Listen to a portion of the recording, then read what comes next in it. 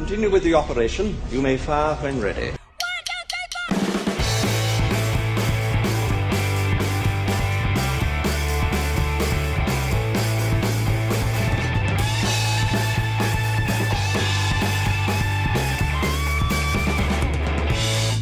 Hey everybody, and welcome to the very first episode of Fire When Ready. I'm your host, Alex Corey, and on this podcast, I like to talk about my thoughts on all things geeky, being the world of movies, TV, comic books, all that amazing, awesome stuff that we all love because we're geeks, and who cares what anybody else thinks? Let's just have some fun. And you know what? Sometimes I'll ride solo. It'll just be me talking into the microphone, my thoughts from me to you, or maybe I'll have guests on in the future. Who knows what I'm going to do? It's going to be a lot of fun. Alright, but let's get into it. This is the very first episode, and to start off things on this wonderful series that I want to get going, I want to talk about my thoughts on the new Predator film, The Predator. So yeah, I wouldn't really call myself a film critic. I enjoy watching movies. I always have. I've always loved films. And you know what? I just want to give my thoughts from me to you. It's like, I just want it to be like a conversation, like just I'm your friend, and I just want to have a good old conversation about a movie from me to you. We're just, in the end, it's just, I want to just have fun with my viewers, you know? It's just a nice shoot the breeze conversation about a movie. And so, today we're going to be talking about The Predator, and I guess just to give you guys some background of my connection to the franchise, I'll say that the original films, they weren't necessarily movies I grew up with. I saw them in my later years, probably my teenage years. And so, the first movie, I feel, the original movie from 1987, I think is the perfect action movie. With great sci-fi elements, of course, and the suspense is just excellent. Very well directed. John McTiernan does a phenomenal job, you know. Arnold Schwarzenegger, great action star. How can you go wrong? But yeah, I really, really love that film. And in preparation for seeing the new Predator movie, I actually went out to go buy the 4K version of the original film, and because I had it on DVD, and I heard the Blu-ray transfer wasn't all that great, so I kind of put off buying that. But I bought the 4K version, and I was a little nervous. I saw like some images, and it looked really super grainy, and I am so glad I got that on 4K. The transfer is just excellent, super clear, super detailed. Highly recommend it. If you do not have the 4K version of Predator, what are you doing? And then I finally saw the sequel, Predator 2, for the first time, and I avoided seeing that one because I didn't really hear particularly good things. Don't listen to critics, because I actually saw the movie and I actually really, really enjoyed it. I thought it was a very good follow-up, and that opened up more of that sci-fi element. You know, that spoiler alert, tune out for maybe a couple minutes. When Danny Glover's character finds that alien craft, and it kind of opens up more about like the Predator alien. I really liked, like, that kind of reminded me, like, wow, I love this franchise. I love sci-fi. I love, you know, the world building here. That's really, really cool. Yeah, enjoyed Predator 2 a lot. Thought it was really good. Really, you know, had that good suspense like the first movie. Yeah, and I'd recommend it if you haven't seen it and you're a fan of the first film. Predators, that's interesting. That movie's interesting because when I first saw it, I thought it was very underdeveloped. You know, it you know, had that big plot hole. You know, like how are the characters coming to the Predator's planet? Who cares? I still had fun with it anyway. It's just a perfectly enjoyable movie, and the concept in it of itself of all these different people from walks of life, you know, suddenly like falling onto the Predator's planet, I thought was really, really cool concept. And, you know, actually seeing the Predator planet, you know, this jungle atmosphere, I really, really dug that. Yeah, sure, the characters were a bit one-dimensional. You know, Adrian Brody was that super serious, like, hey, you gotta listen to me, guys, because I can, you know, I know my way around here. I'm just like the Predators. So, yeah, okay, whatever. I mean, you can still have fun. I still have fun with the movie, and, yeah, who cares? It's whatever. But yeah, this new movie's coming out. I was very excited to see it. I am a Shane Black fan. I haven't seen all the films that he's directed. And the two films I have seen I find to be very, very underrated. Iron Man 3, I think is one of the most underrated films in the MCU. The Nice Guys is just an underrated movie in and of itself. I feel that's going to be a cult classic at some point. I don't know what it is. Probably because of that like whole 70s, 80s aesthetic that it has, being that period, it taking place in the 70s. Yeah, that movie's a lot of fun. If you haven't seen The Nice Guys, check it out. It's kind of one of those movies that's very underappreciated, very well acted, and yeah, I loved it. One of my favorites of 2016. Shane Black is directing this film, and he was one of the characters in the first Predator movie. And he's, famous for writing Lethal Weapon and Monster Squad, films like that. And, I was just very excited to see him direct this movie. And I felt like this movie was going to go back to that grounded R-rated roots. I was very excited to see that. And, wow. Boy, howdy, this movie. It's been getting a lot of hate. I realize that. And, for me personally, I think it's stupid, but fun. I had a good time watching it because it was bad. Now hear me out. I can understand why people hate this movie. It's very slilly. Slilly? Sure, that's a word I just made up. It's a slilly movie. But it's just so high energy. It's just so fast paced. Not the kind of movie I was expecting. And that's why it's fun to watch. That's why it's very entertaining. And I can see people on both spectrums thinking it's just, it's just a fun popcorn movie. You just watch it and just have fun. Or, man, this movie is so sloppy. The writing, the characters, like, what are you doing here? And I can totally see that. Like, if you didn't like this movie, I understand. Like, I'm not just, like, saying, you just can't enjoy a movie. No, that's not what I'm saying at all. Like, if you hated this movie, it's not a good script. Like, it is really silly. Really stupid. Like, what were they thinking? But, at the same time, it's just, I felt the movie was just so ridiculous that it was fun to watch. Like, I don't know what it was.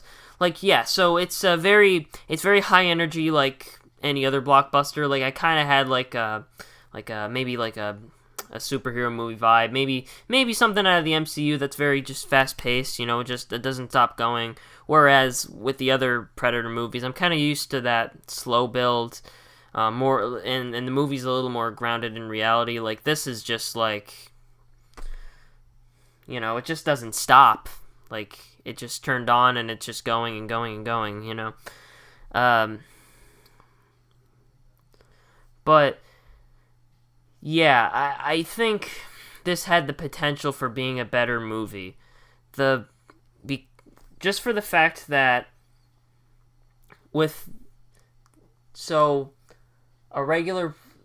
technologically advanced predator is chasing after a regular predator.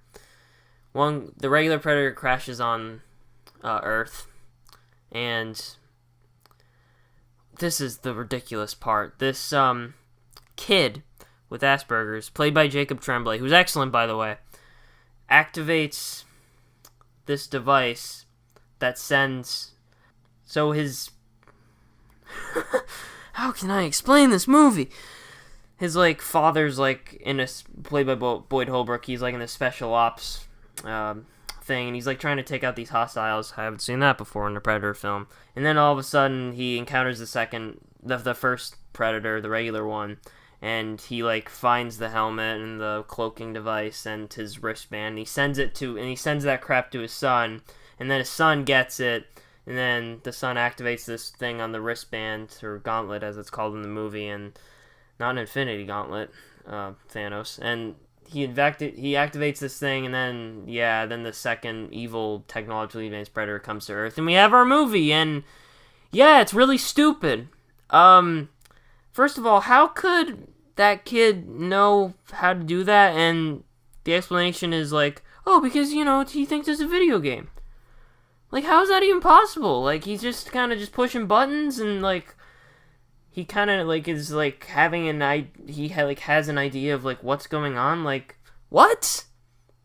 Like, that's the part of the movie where I'm just like, oh my gosh, this is real. Like, somebody wrote this, and it's crazy. But yet, the part where it becomes fun is just, like, how entertaining the movie is. And I'm just, like, and I was laughing at, like, and there's, like, a lot of humor in it, too. And I was just laughing because, I'm not laughing because I think the jokes were good. I'm laughing because it's just so stupid. Like, that's the vibe I got from this movie. Like, it's just not, like, nothing incredible about it. It's just insanity. Insanity. I mean, yeah, sure, the cast was fine, the performances weren't too shabby, and, yeah, it's just, like, I didn't feel like, since it was, the script wasn't all that great, the movie wasn't bad because, like, there was any, like, cringy aspects in it, like, well, besides the script, but, like, just not, like, acting-wise, like, I didn't feel like, oof, that actor's, like, just, like, when you're watching a bad movie, it's bad, just by, like, a lot of aspects. Maybe the filmmaking isn't too hot, it's very basic, and, there's that performance, that horrible performance that sticks out like a sore thumb, and it's just like, oh my god, when's this gonna end? But, yeah, I didn't get that vibe from the cast. It seemed like, all the characters had chemistry in some capacity, I guess. But this movie, man. But yeah, I mean, it was fine for what it was, and it was, there was nothing really to get upset. Like, there was nothing to really be upset over with this movie. And, despite how ridiculous the plot was, and how, there's goofy scenes, like, when the Predator escapes the facility after it's been captured. No, sorry. The Predator gets captured at this facility where it is the same scientific group that was headed by Gary Busey's character in the Predator 2, and there was a nod of Gary Busey's son, being playing the son of Gary Busey's character in Predator 2. Just a nice little nod there. Okay. But the Predator escapes from that facility, kills a bunch of people. Kills in this movie, by the way, are really, really cool. A lot of blood, a lot of gore. If you like that stuff, you're gonna have a ball. But one of the goofiest scenes, one of my favorite scenes, was when he breaks out and he... this is the regular Predator, by the way. He gets into, like, a military truck, and, like, all the soldiers are seated in the back, and, he just goes and he kills them, and he slashes one's arm off, and the driver's like, what's going on back there? Is everything okay? The Predator literally, like, from behind, like, moves into frame, the hand giving the thumbs up to the driver, or the arm, whatever. And I'm just, like, thinking to myself, oh my gosh, this is the movie. This is the movie. The tone of this movie is just summed up in that shot, and it is amazing. And I love it. But, yeah, man, if you're expecting, like, another, like, follow-up to The Predator that's, like, in the same vein as the previous installments, that slow builds, that really gets dark and gritty vibe, like, you'll be disappointed. You'll hate this movie.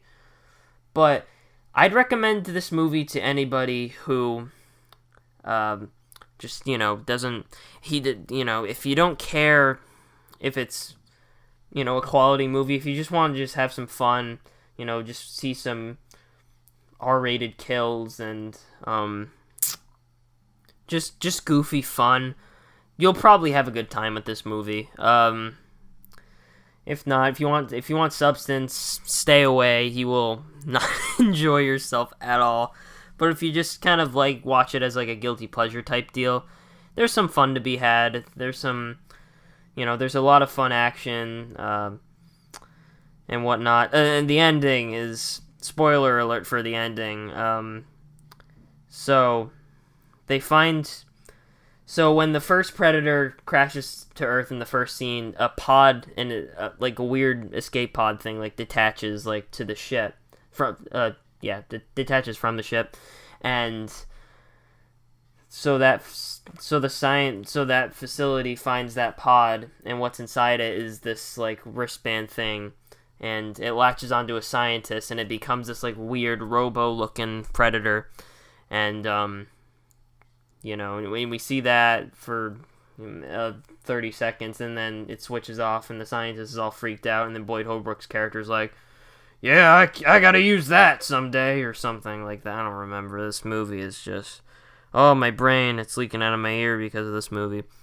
So yeah, I recommend it if you want stupid fun. If you want a good quality movie, stay away. Just don't watch it.